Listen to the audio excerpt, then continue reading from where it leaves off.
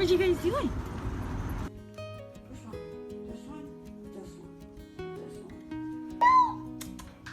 What are you doing?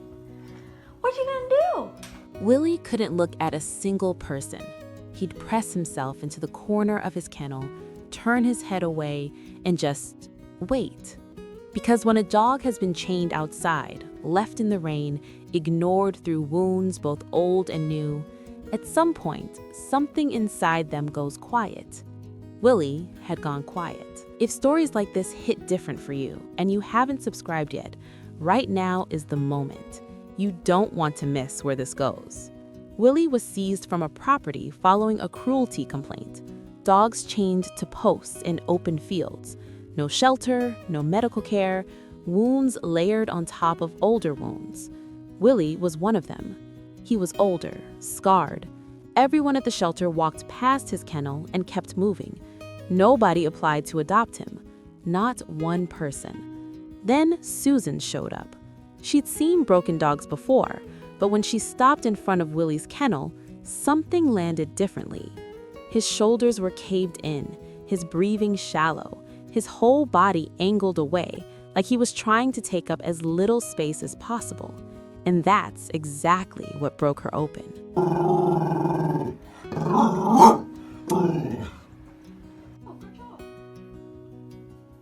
Where would you go to visit weekly assignments? Susan pulled him out of animal control that same week, found the one rescue willing to take him, dropped him off, looked back once, and made herself walk away. At the shelter, Willie developed a habit nobody could explain. He'd pick up his metal food bowl and carry it through the hallways for hours, not eating from it, just carrying it. One volunteer wrote it in her notes. He holds on to the one thing he knows won't be taken. Can you imagine what that kind of life does to a dog? That's when Jill found him. She walked up to Willie and he didn't move, didn't wag, didn't lift his head, but Jill stood there anyway, longer than most people would. She looked at him the way you look at something you already know you're going to fight for. She took him home that evening. The first few days were calm. Willie stayed in his corner. Jill gave him space, didn't push, just let him exist without pressure for the first time in probably years. Then one afternoon, Jill came home to find her back door destroyed. Not damaged, destroyed. Willie had chewed through the solid wood panel from the inside. Frame cracked, lock hanging loose, splinters across the floor. What'd you say to me?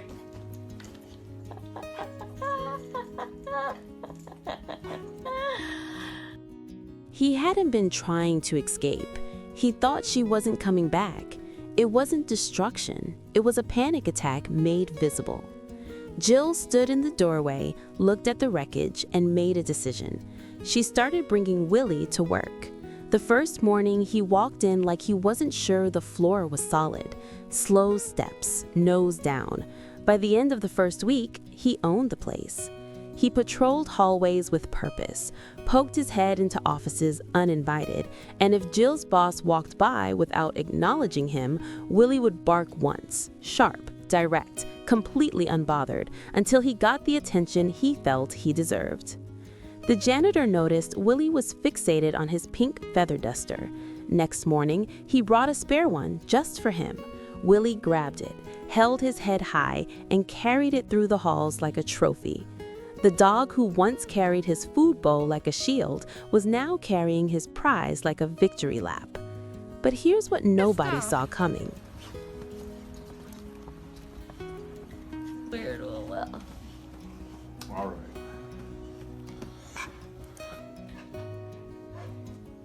At his next vet appointment, the doctor ran a full workup. Joints, nerve response, pain sensitivity.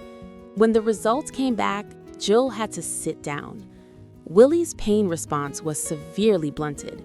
Years of chronic physical stress had dulled his nervous system's ability to register signals the way a healthy dog would. The vet walked her through it slowly, carefully, like someone who knew the words were going to land hard. What it meant was simple. Willie had been in pain this entire time, every single day at the shelter. Every morning he trotted into that office, every tail wag, every bark at the boss. Every time he picked up that feather duster and carried it through the halls like he'd won something. He was hurting, and he never once let it show. Not a whimper, not a flinch, not a single moment where he made his pain someone else's burden. Jill cried on the drive home, not because the news was hopeless, the vet said they could manage it, but because she kept replaying every single day in her mind. Every morning his nails clicked down the hallway toward her. Every afternoon he patrolled the office like he owned it. All that joy, all that wagging, all that choosing to show up fully, completely, without complaint. The whole time, he was carrying something she never even knew about. He just kept showing up, kept choosing joy anyway, every single day. If you found out your dog had been hiding pain for years just to keep you happy, what would that do to you? I mean that seriously. Drop it in the comments because I genuinely want to know. Isn't your poop bad, dear? Is he cleaning the path for you? Oh, God. That was a mean one. There is. There really is. 4 years later, Willie and Jill haven't spent a single day apart. Every morning before her alarm goes off, Willie's nails click across the hardwood floor toward her room. Same time, every day, like clockwork built from love. I thought I was rescuing him. Turns out he was the one who rescued me. Willie still goes to the office, still patrols the hallways, still barks at the boss when he doesn't get enough attention.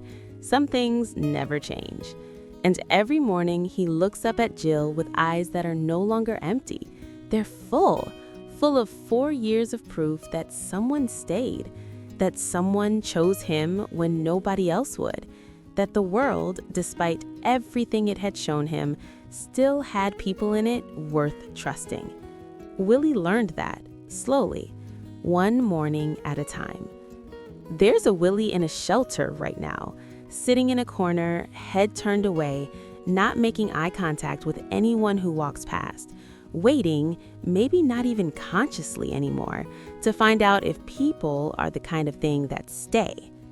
Share this video if you believe they are.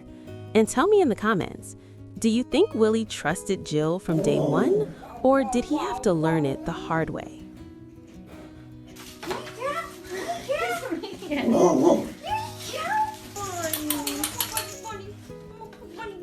I got a present. I got your present.